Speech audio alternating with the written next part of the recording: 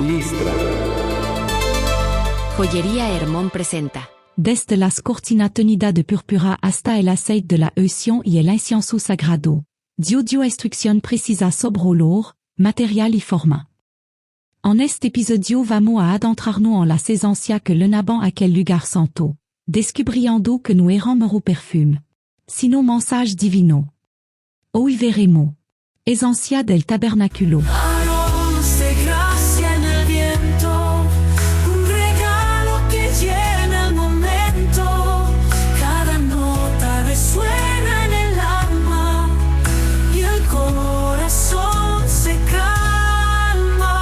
En Exodo capítulo 25 al 30, Dios revela a Moisés, en el monte Siné, instrucción de talada para la construcción del tabernáculo, el lugar donde su presencia habitaría en medio de Israel.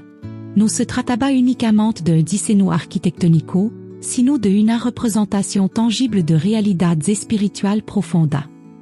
Cada medida, material, color y aroma tenía un propósito divino.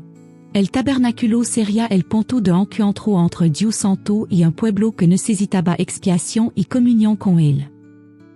En estos capítulos se describen desde el arca del pacto, símbolo del trono y la presencia de Dios, hasta el altar de incienso, el aceite de la unción y el perfume sagrado, que solo podía usarse en el servicio del santuario.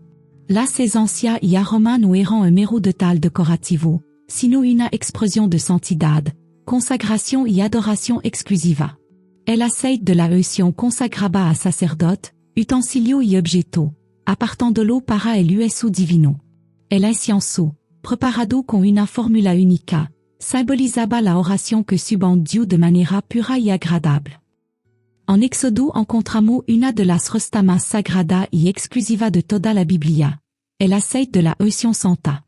Este aceite no era un simple aromatisante ni un elemento decorativo. Era un símbolo tangible de la presencia, la elección y la consagración de Dios sobre persona y objeto. Su composición incluía mirra, canela aromática, cálamo y casia, mezclado con aceite de oliva, formando un perfume único que jamais podía reproducirse para uso personal. La orden era clara. Este aceite se utilizaría exclusivamente para ungir el tabernáculo, su utensilio, el altar, el arca y a los sacerdotes. Cada gota estaba impregnada de significado espiritual. Separaba el común de el santo, el cotidiano de el consagrado. El aroma de este aceite no solo impregnaba el lugar, sino que también se quedaba en la piel y en la ropa del ungido, como una marca invisible pero perceptible que anunciaba que esa persona o ese objeto pertenecían exclusivamente a Dios. La unción no era un acto superficial, sino una declaración celestial. Esto es mío, apartado para mi servicio. En el contexto del perfume, este aceite no habla de cómo Dios quiere que su fragancia sea inconfundible en nosotros, que el mundo perciba en nuestro carácter, acción y palabra el aroma de una vida consagrada. Así como nadie podía imitar este aceite, la verdadera unción de Dios en una persona no puede ser falsificada, es única. Proviene de su espíritu, y transforma todo lo que toca. El incienso sagrado, descrito en Éxodo, ocupaba un lugar privilegiado en la adoración israelita. Dios mismo dio la resta precisa, estact, una aromática, galbano y puro incienso, en particular, molido finamente y mezclado con sal, considerado puro y santos. Este incienso no era un simple aroma para ambientar el tabernáculo. Representaba la oración del pueblo que ascendían a Dios, un acto de intercesión que debía mantenerse constante ante el arca del testimonio. El sacerdote lo quemaba sobre el altar de oro cada mañana y a la noche, simbolizando que la comunión con Dios no debía cesar. Su santidad era tal que estaba prohibido reproducirlo para uso personal. Cualquier intento de imitarlo con fin común acarreaba la expulsión del pueblo. El incienso sagrado enseñaba que no toda fragancia es igual a los ojos de Dios. Solo la que proviene d'un corazón consagrado, ofrecida en obediencia y pureza, tiene valor en su presencia. Así, este aroma único se convirtió en un recordatorio tangible de que la adoración verdadera no es invento humano, sino respuesta exacta a la revelación divina, y que la vida del creyente debe ser, como aquel incienso, un perfume exclusivo para el Señor. En la Biblia, estos elemento no eran simple mezcla aromática, sino símbolo vivo de consagración, santidad y comunión con Dios. El aceite impregnaba al sacerdote o al objeto con un aroma que permanecía, recordando constantemente que esa persona o cosa había sido apartada para un propósito santo. No se trataba de un olor pasajero, sino de una marca espiritual e visible pero real, un recordatorio de que todo lo que está consagrado debe mantenerse puro y dedicado al servicio de Dios. El incienso sagrado, por su parte, simbolizaba la adoración y la intercesión que ascienden a la presencia del Señor. El humo fragante que subía desde el altar no solo llenaba el lugar con un aroma inigualable, sino que también ilustraba cómo las oraciones del pueblo se elevaban al cielo.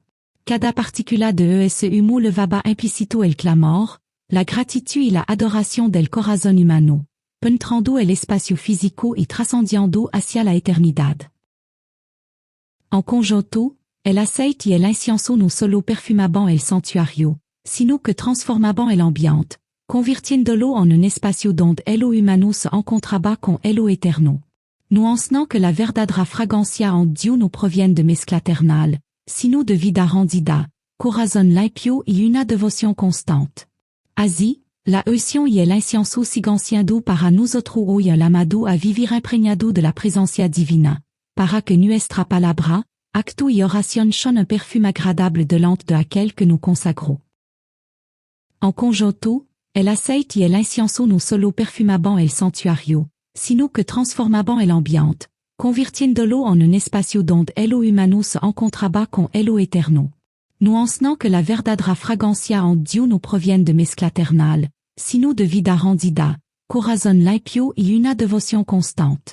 Así, la unción y el incienso siguen siendo para nosotros hoy el llamado a vivir impregnado de la presencia divina, para que nuestra palabra, acto y oración son un perfume agradable delante de aquel que nous consagrons. Ahora bien en el físico el aceite de la unción bíblica, con mirra, canela aromática, cálamo y casia, combinado con aceite de oliva, habría tenido un perfume intenso, dulce y especiado, con nota cálida y terrosa. El incienso sagrado aportaría un olor profundo, resinoso, ligeramente cítrico y muy penetrante, diseñado para llenar el espacio del tabernáculo con una fragancia que no se parecía a nada en la vida diaria, precisamente para que el pueblo asociara ese olor únicamente con la presencia de Dios. En el espiritual, el aroma que queda es el de la consagración, un olor que comunica pureza, entrega, comunión y reverencia. Et un perfume que no se evapora, porque permanece en la memoria y en el espíritu de quien ha estado en la presencia divina. Si pudiéramos poner el nombre de fragancia, sería algo como santidad eterna, un aroma que no busca agradar al hombre, sino al Creador. Si quisiéramos imaginar el aroma que emana de todo lo que hemos hablado, el aceite de la unción, el incienso sagrado y su profundo significado espiritual, tendríamos que pensar en una fragancia que no se limita a lo que la nariz percibe, sino que se siente en el alma. Sería un perfume que combina la calidad y suavidad del aceite, como un bálsamo dulce y envolvante que transmite paz, con la nota profunda y misteriosa del incienso, que sube lentamente como humo hacia el cielo, llenando el ambiente con un toque de reverencia. No es un aroma ligero que pasa desapercibido, et uno que se queda, que impregna las vestiduras, que se adhiera al templo y al corazón. Habría nota resinosa, un poco amadrada, que recuerdan a cedro y mirra, y una dulzura especiada que trae memoria de canela y cálamo. No sería empalagoso, sino equilibrado, como si cada molécula estuviera medida por la mano de Dios.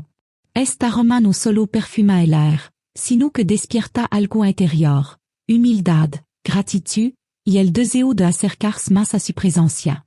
En esencia, sería un olor que, al respirarlo, hace que uno se sienta en el lugar santo, aunque esté a kilómetros del templo. Un aroma que marca la diferencia entre lo común y lo consagrado. Y, quizá lo más hermoso, es que su verdadero ingrediente no está en el frasco, sino en el corazón dispuesto a serlo por él. Imaginemos el incienso sagrado como una fragancia celestial compuesta por cuatro notas principales: Estact, Una Aromatica, Galbano y Olibano Puro. Su aroma no era como un perfume commun de la tierra, sino un bouquet profundo y envolvante que mezclaba dulzura, resina, un toque terroso y un fondo limpio y brillante. Al que Mars, producia un humo blanco que se elevaba suavemente, llenando el lugar con una sensación de pureza y reverencia.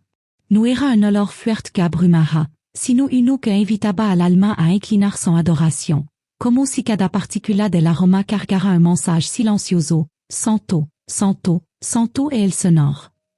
Ese olor, reservado solo para Dios, se convertía en un puente invisible entre el cielo y la tierra, recordando que el culto verdadero y fragante a su ojo cuando proviene d'un corazón consagrado.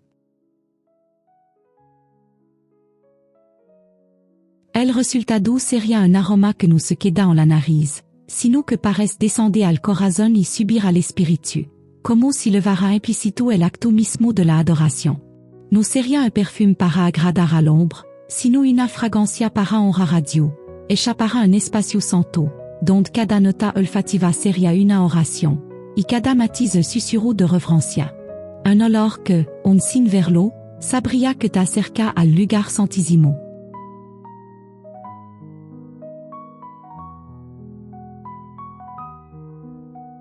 Así concluimos este recorrido por la historia de Moisés y la fragancia de la obediencia que marcó su vida. Igual que el ter d'Hermès nos envuelve la esencia de la tierra y el cielo, nuestra vida debe ser un perfume que un elo divino con elo humano, pi firme en la misión, corazón elevado hacia Dios. Que cada paso que demos, cada palabra que pronunciemos y cada décision que tomemos desprenda un aroma agradable a su presencia.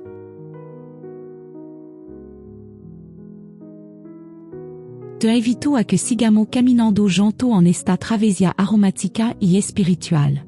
Suscríbete a nuestro canal de YouTube, activa la campanita para que no te pierdas ningún nuevo episodio, y síguenos en tu plataforma de streaming favorita Spotify, Apple Podcast, Amazon Music o la que use.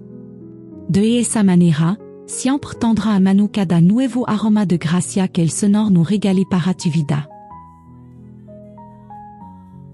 Nos escuchamos en el próximo episodio de Aroma de Gracia. Aromas de gracia en el viento, un regalo que llena el momento. Cada nota resuena en el alma y el corazón se calma. Una producción de Listra. ABS Audio en calidad sonora. Joyería Hermón presentó.